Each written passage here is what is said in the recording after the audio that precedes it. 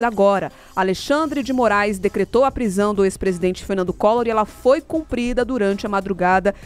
O ex-presidente está detido na Superintendência da Polícia Federal em Alagoas. O magistrado do STF rejeitou então ontem os recursos da defesa do ex-presidente contra a condenação dele de 8 anos e 10 meses de prisão em um desdobramento da Operação Lava Jato.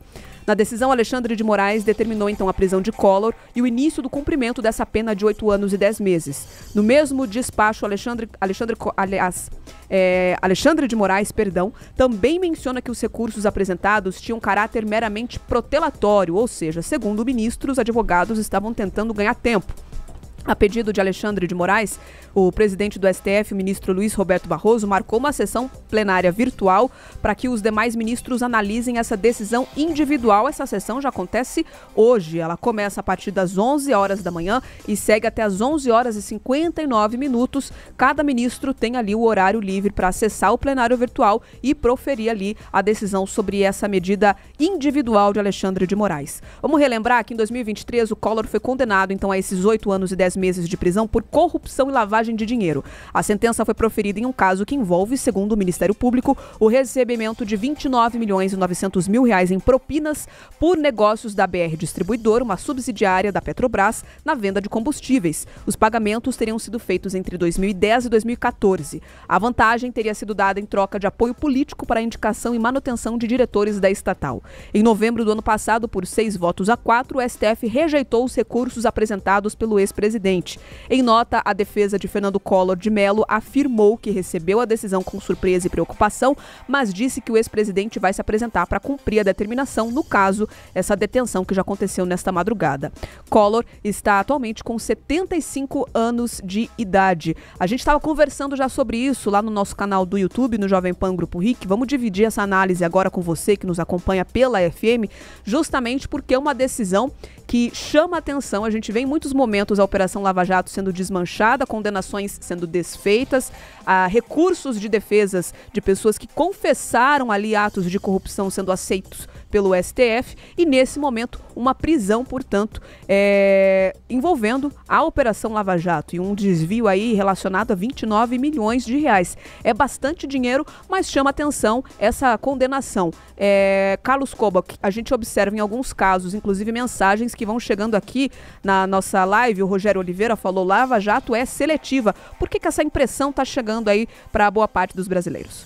Olha, chama atenção a prisão do Collor porque a Lava Jato implodiu de tal maneira a operação que, de fato, vira uma notícia quando alguém está sendo responsabilizado. Por que será que todo mundo conseguiu anular a sua operação? Palocci, são tantos aqui, Gedel, o Zé Dirceu, tem tanta gente ali que conseguiu anular a sua operação, a sua investigação. Por que será que só o Collor não conseguiu? Vamos lembrar que ele é um ex-senador, perdeu força política. Será que se hoje ele estivesse ainda exercendo o mandato lá no Senado Federal, ele seria preso? E outra coisa que a gente tem que pontuar é que essa prisão também é um recado que o Supremo Tribunal Federal quer dar. Nós estamos prendendo um ex-presidente que cometeu um ato ilícito. Isso nos remete ao quê? A possível condenação de Jair Bolsonaro no processo envolvendo os atos de 8 de janeiro, todo aquele suposto golpe envolvendo as eleições de 2022. Então é sim também um recado do Supremo Tribunal Federal. É uma prisão por uma decisão monocrática de Alexandre de Moraes, vai ser hoje possivelmente referendada pelos demais ministros nessa sessão virtual, convocada às pressas aí. Vai durar menos de 24 horas essa sessão, para que os ministros também ratifiquem essa decisão do Alexandre de Moraes, até porque não tem mais para onde se socorrer. O Collor exauriu todos os recursos possíveis na Suprema Corte, então não tem mais para onde correr. Agora fica a dúvida, né? Por que será que só o Collor, dos grandes políticos aí, das grandes figuras presas aí durante a Operação Lava Jato, porque só ele não conseguiu anular? Eu não estou defendendo a anulação, pelo amor de Deus, né? Se houve ali a confissão do crime, provas, o Supremo Tribunal Federal considerou ele culpado, ele que responda. É que todos deveriam estar respondendo, né? Chama atenção justamente por causa disso. Só ele, pelo jeito, não conseguiu anular a investigação dele. O resto, todo mundo conseguiu. Então, só o Collor que não achou essa brecha.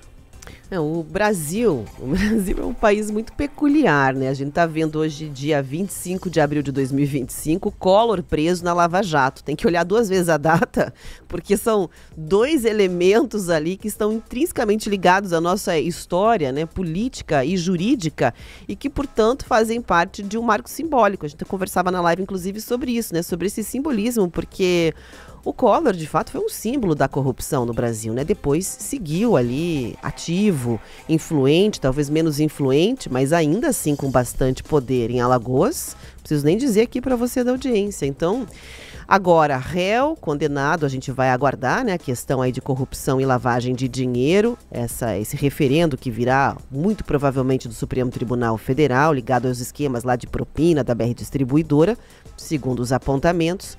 Mas chega a ser até estranho a gente olhar como se fosse um fato isolado essa questão, porque a justiça brasileira é muito lenta. Quando se fala em autoridades e um ex-presidente da República, quem dirá então? Né? Então, não sei se isso reacende, por exemplo, no ouvinte que está aí acompanhando a Jovem Pan News, através do YouTube ou no carro, algum tipo de esperança, de confiança, né, de restaurar ali o sentimento de que a justiça vai ser feita mesmo quando existem elementos, figuras ali poderosas, graúdas, né? Quantos outros não foram responsabilizados? Aqui estavam perguntando, puxa, foi o único que não conseguiu anular? Calma, que o Brasil, a gente sabe, né, é uma caixinha de surpresas. Talvez tenha muito mais essa questão, retomando do simbolismo, né, um recado aí implícito dentro dessa questão, do que exatamente uma sanha em responsabilizar o